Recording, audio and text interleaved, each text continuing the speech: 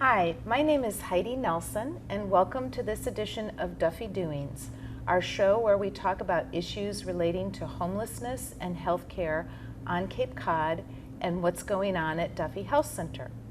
Today, I'd like to welcome my two guests, Don Lonergan, who is the Program Director at the Recovery Connection Center in Hyannis. Nice to see you. Yes, Don, thanks for being here. And Alejandro Marcel, who is the director of a program called Dance in the Rain on Barnstable Road in Hyannis as well. Welcome to the show, Alejandro. So our topic for today is recovery. And we're going to talk about what recovery is and what recovery means. At Duffy Health Center, over the last 10 years, we've had 2 grants from SAMHSA, which is a federal agency which funds substance abuse and mental health services. And SAMHSA has a definition that they use for recovery, and it has 4 components to it. It's health, home, purpose, and community. And we use that at Duffy Health Center. I really like it. Obviously, what health is pretty obvious. We want to make sure that we're physically, mentally, spiritually healthy. Home means that we have a safe place to live. Purpose may not be quite as obvious, but really it's sort of the whole idea of why do you get up in the morning? To go to work, take care of a family member, go to your volunteer work, all of those things that give your life a purpose and a meaning. And then the 4th one is community, and that's all about friends and family and having social connections. So I really like that definition of recovery, but what we're here to talk about is really the organizations on Cape Cod here who are really all about recovery and what you think recovery is and how we can educate the community about that. So Don, how do you at the Recovery Connection Center define recovery? So for recovery, I think it's really a really personal thing too. So I think a lot of people define it in different ways, but for us it's really just taking charge of your lived experience with mental health or dual diagnosis and really wanting to make a change in your life. Can you say what dual diagnosis means, just in case there are people out there who don't know what that means? Yes, it's for like addiction and mental health, any type of addiction. And it's really about taking one day at a time and trying to really learn about new ways to really cope with everyday life and things like that. So with us at the Recovery Connection Center, we really can offer that support, and hopefully with the peer support, so people with lived experience, with possibly similar lived experience themselves, can really offer that support of community and hope. Wonderful. That's great. We'll talk more about the peer model in a little bit. So Alejandro, how about Dance in the Rain? How does Dance in the Rain define recovery? Well, we don't quite use the term recovery per se, but what we look at is rebuilding our lives. It's not just an issue of coping, it's actually flourishing and getting to a point where an individual can begin to look at employment, look at health care, and look at housing as 3 basic supports for a stool, let's say. So we really are looking at what does it take for an individual to rebuild their lives again. So that predominantly is what we do with all of our programs and support groups. Great, great. Well, so one of the things that we talk about at Duffy, and really why we're, one of the reasons why we're having this conversation, is that we want to become a more recovery-oriented organization. Most of our patients come to us, and our clients come to us maybe not in crisis. Some of them come in crisis, but some come, they just have a healthcare need that needs to be addressed. They have a chronic condition that needs attention because they may be homeless or have housing struggles. They may be depressed. They may have been depressed for such a long time that now they have a chronic depression issue. And so really what we do at Duffy is work with people through those kind of acute issues that they experience. But what we want to do is be the connector, connecting folks to those long-term supports that people need in order to be effective in the community. And I think that's where recovery comes in, and we've had tours of your places and learned more about what you do. But why don't you share for our TV audience, Alejandro, what kind of services and programs you offer at Dance in the Rain? I get your I think it's weekly email that has all the activities that go on at Dance in the Rain, and there's a lot of things going on every week. Well, we work with NAMI in doing a family program once a month, bringing families together to strengthen them and to create bonds between them and understanding, and the ripple effect that a family deals with mental health. Even if it's one person, it has a ripple effect with the rest of the family. So we have that, as well as we work with the club in Harwich, the Cove Club in Harwich. We work with them, as well as Cape Cod Healthcare and Behavioral Health, which we do inpatient and outpatient groups with them as well, lasting at least like an hour and a half. So you actually go on site over to Cape Cod site. Healthcare. That's Right. fantastic. Right.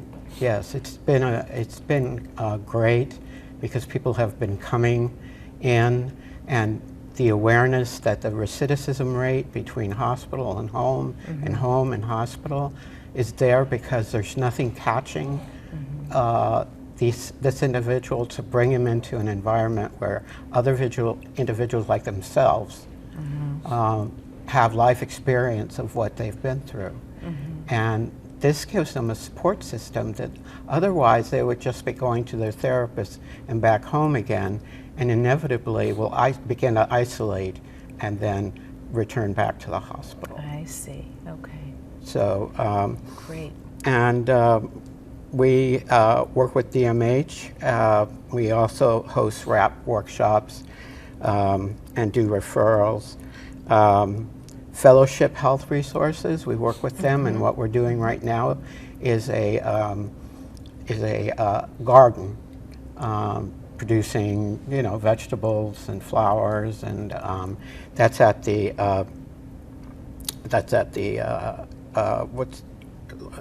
Dorothy Beer's apartments. Okay. Oh, fantastic. Yeah, That's so great. people have come out and chipped in, and we, turned over the dirt, and it's been great. We also work with local therapists and psychiatrists that refer their patients to us. So we do quite a bit. There's a lot more I could go through, but we do quite a bit. Well, and you have different groups. I know Yes. you also have coffee time. Yes. And, people can just drop in and have a cup of coffee. Yes. And then there's a men's group. There's a men's group, there's a women's group, there's a journaling group that, interestingly enough, it's well attended. I have a degree in English, and so I teach them how to Very journal good. and poetry, and they seem to really like that a lot. And we're hoping to publish a book of poems written by people who are mentally in mental illness. So we're looking to do that as well.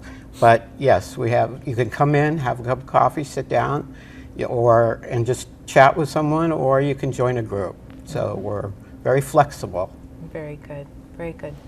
So Don, what goes on at the Recovery Connection Center? You have a very large space with lots of different sections to it, where there's a lot going on. Yes, definitely. Yeah, the program on 45 Plant Road, we're really lucky to have such a big area. Inside the program itself, we have a gym where we have a treadmill, a punching bag, a elliptical, and some other free weights and stuff like that. We have a little meditation room where people can come in, where if they're coming in to go to the groups and say that they're kind of new and they want to take it step by step, they're more than welcome to go into the meditation room and relax and kind of just take a time out. The types of groups that we have really can vary. We're very non-clinical, so we really try to address different parts of people's lives, kind of not so much directly. What I mean by that, we'll have walking groups where we've been trying to collaborate with different programs as well for that. In the walking groups, you really address different parts of a person's recovery with health and mental health and socialization. Where do you go walking, or where do the people in the group go walking? We have a new group called the Hyannis Stroll that meets at the train station in Hyannis. And we just started collaborating actually with Dance in the Rain, as well as the peer recovery program in downtown, as well as the Duffy, the Bay Bridge Clubhouse. I see. Okay. And having peers come out and just participate in that. And we're also really kind of working on different trainings ourselves too. So we do RAP ourselves as well. We're part of the RAP and WAM Coalition for the Southeast. And it really helps out with really having tools to really have people educate themselves on that and the empowerment there. The different groups that we have too can range from healing through the arts, expressive arts that we do. We have a meditation group. We have a new group too that we just started called Creative Frustration. Oh, and it's a way to kind of I need that, I think. address possibly anger or anxiety that people might have, and different ways to really help cope with that. So we really tap into what the individuals have to say in the groups and their own experience with that. Nice. Very good, really good. Well, this sounds like there's a lot of things going on at both of your facilities, at both of your centers. So, Don, both of you mentioned RAP, and it's W-R-A-P. Don, can you just describe what RAP is and how you go about offering that? So RAP stands for the Wellness Recovery Action Plan. It was started by a woman named Mary Ellen Copeland, and it's really a recovery model and a way to kind of structure your own life. It's made up of a wellness toolbox. Then that really has different coping strategies that have worked for people in the past. And then that wellness toolbox is used to start your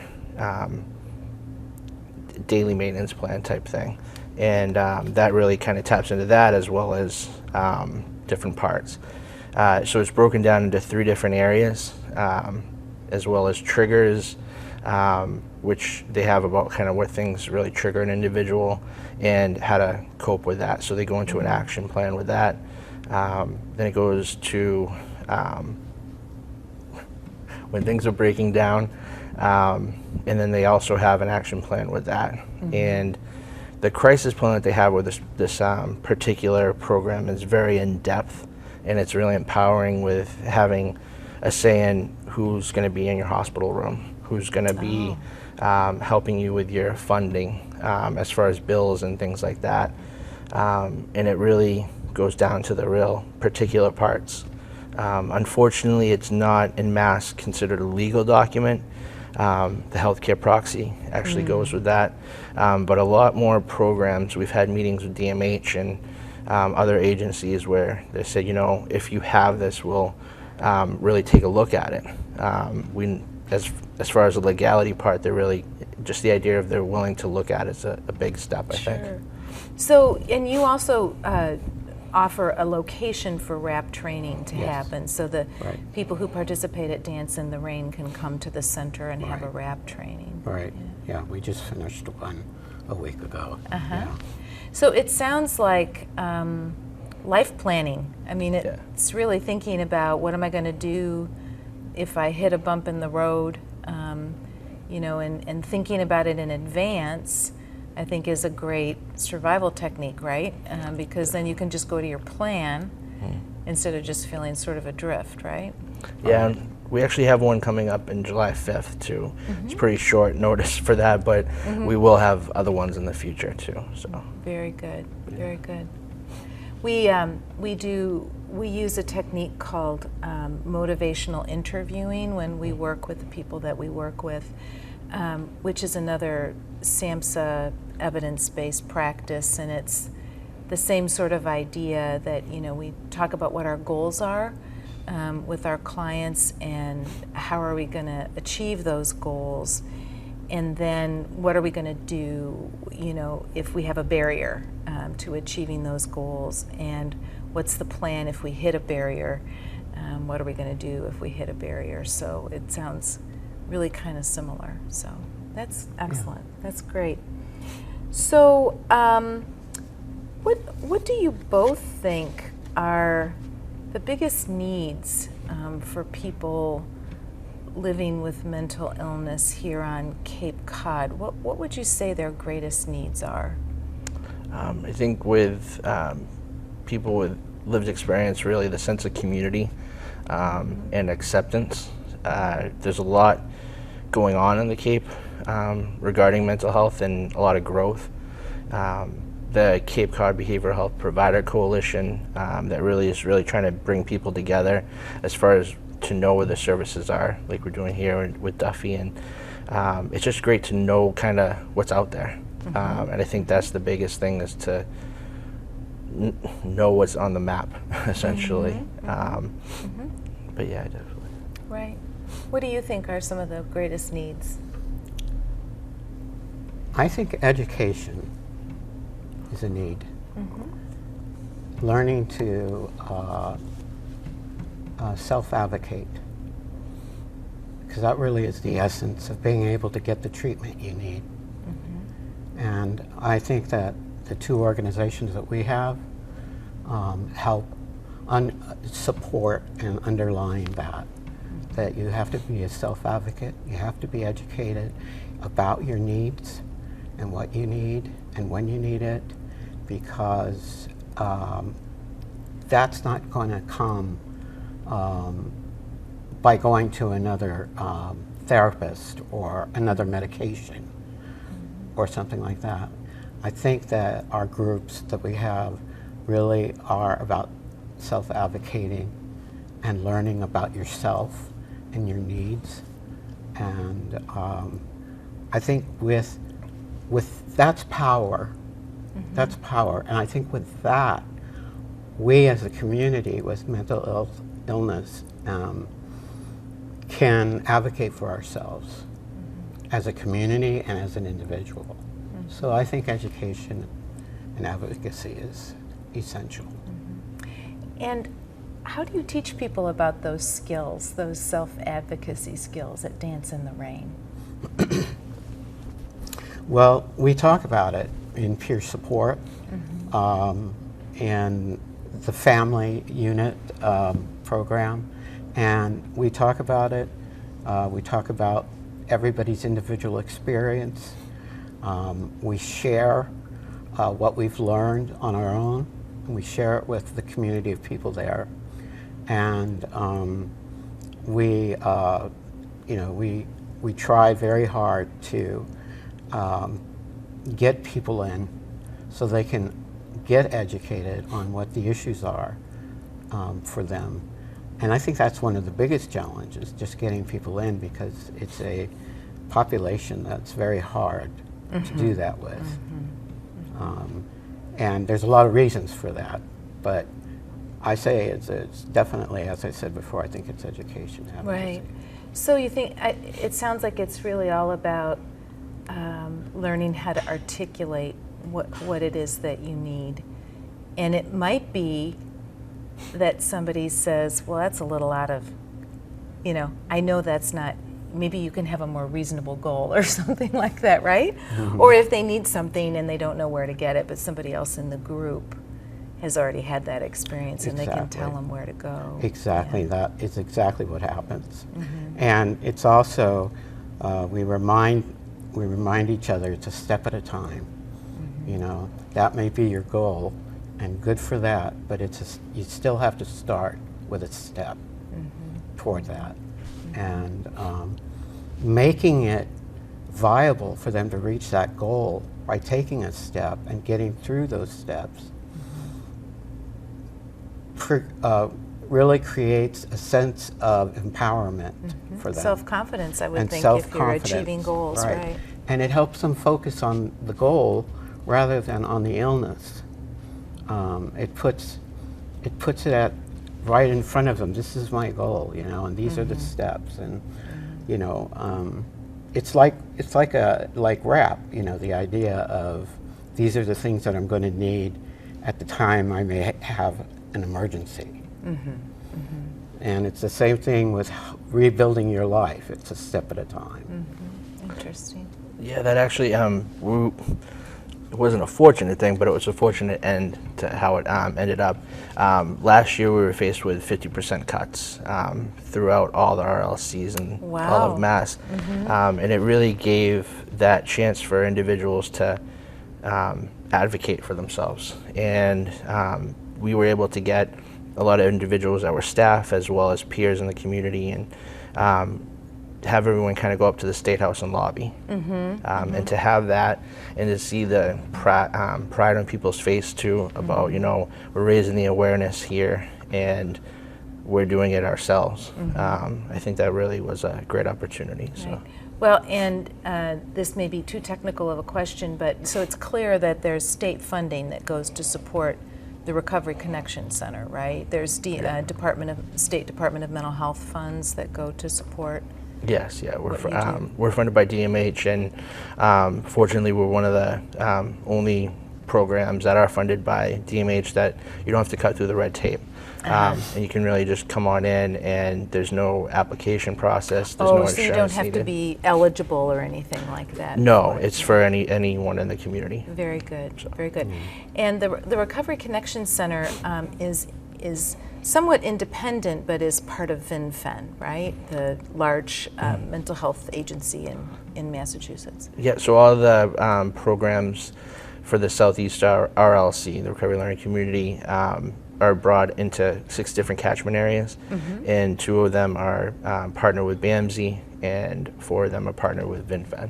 Oh, I see. Okay. I learned that today. That's great. That's really interesting. Yeah, it's a great and program. Bay Bridge, the clubhouse, is also overseen by VinFen now, right? I believe so. Yeah. Yes. Right. Yeah, it is. Yeah, we're not covered by any government, and we want it that way. We go out to the community and get our grants that way, so that there's no one that can put a brake on. Maybe we want to try something different or interesting. So we're constantly in grant mode. You know? Right. But also private donations. Right. I know I went to an event in Hyannis. Was it last fall? I think it was last fall. That really wonderful. Maybe it was before you started working there. But do you remember the event? Was it Underground Asylum? Yes, that's what it was. Yeah, that's one of our fundraisers. Yes. Yeah. It was really nice. It was really well done. Thank you. Great food. Yeah, food was good. I enjoyed the food. So we've talked a little bit about other agencies in town.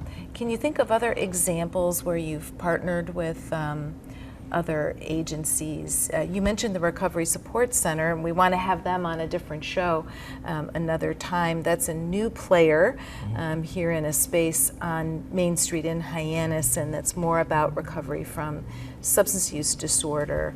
But it's nice that you're partnering with them. Yeah. Other agencies, other groups that you work with? Yeah. So for us, we do a lot of work with NAMI, and we're in a few different areas as well, so we're able to kind of work on different trainings and be able to kind of reach out and offer that to the individuals that come to the program. In particular, we did like a peer-to-peer program training. We've done In Your Own Voice and different connection programs trainings as well. We do some different programs that we have, not programs, events, sorry, that we have, such as the New Year's events. This past year we did a collaboration with all of Southeast RLC, but also the year before that we collaborated with DBSA, so the Depression Bipolar Support Alliance, and NAMI themselves there. And we also are part of the coalition for Cape Cod Behavioral Health Coalition. Yes. Been able to speak at different programs where the nursing students as well. Oh, great. For psychiatric That's nurses. great, yeah. So the Behavioral Health Provider Coalition is a great addition, I think, to the Cape. They, you know, everybody is well-intentioned and doing the best work that they can, but it's really the power of everybody coming together. And that summit that they do every fall, how many? 300 people come to that every year? It's been, between like amazing. 300. It's big. It's just amazing, and you Yeah. get to learn a lot of new things about how the police are collaborating with agencies and, you know, working on crisis services and things like that. So, any other collaborations that you want to mention, Alejandro? Well, we have collaborations with South Bay and Pocasset that we're starting up. And I'll be doing inpatient and outpatient. So we're working with those, and those are our new relationships right now. We're doing that, and also working with DMH on some other issues that pertain to adolescence. So we're starting to look into adolescence, especially the suicide rate that's so high. So we're also doing that, and just very busy. There's a lot of work to be done. That's for sure. So let's talk about you guys. Just as where are you from, Don, and how long have you been involved with the Recovery Connection Center? So I was born and raised in Plymouth, Mass. I'm now currently in Fairhaven, Mass. I've been with the Recovery Connection Center for about 3 years, maybe a little bit longer now, and it's really been a great opportunity. Before this, I was a peer recovery specialist, and the whole peer idea and kind of going to a interview and talking about my lived experience, and I'm still wanting to hire me afterwards, was a great opportunity and something to look forward to. Sure. Great. Well, that's really interesting, and thanks for sharing. Thanks for sharing that. How about you, Alejandro? You haven't been on Cape Cod for very long, right? No, I'm relatively new. I'm originally from San Francisco, and moved out here because my wife got a job teaching at Bentley College University, and I moved to the Cape fairly recently, within the last 3 or 4 years. So prior to that, I was a grant reviewer for SAMHSA, and saw this as an opportunity to come on board to Dance in the Rain. Very good. So. Very good. Very good. Well, we're glad you made the move. How do you like it here so far? I love it. I do. Very good, especially now that it's summertime. That's for sure. That's for sure. So, how do our viewers, if they're interested in knowing more about your organizations, how do they find out more about Dance in the Rain, Alejandro? www.danceintherain-wpa.org. It's a great website, and we post our calendar there every month, and it also talks about things that we have coming down the pike to do. We're going to have a bowling match in a couple of weeks, so that sounds great. It's going to be a lot bowling of fun. is really fun, isn't it? Yeah, it is. Yeah. And you can probably on your website sign up for that email newsletter. Absolutely. That you put out, which is really good. It's beautiful. The artwork is beautiful. How about the Recovery Connection Center, Don? So our sites are on the southeastrlc.org. You can go on there and you can tap into each of the sites that might be closer to you. Very good. in that area. Great. Well, thank you, Don Lonergan of the Recovery Connection Center and Alejandro Marcel of Dance in the Rain. Thank you so much for being here with us today. Thank you for the opportunity. And thanks for being with us on this edition of Duffy Doings. See you next time.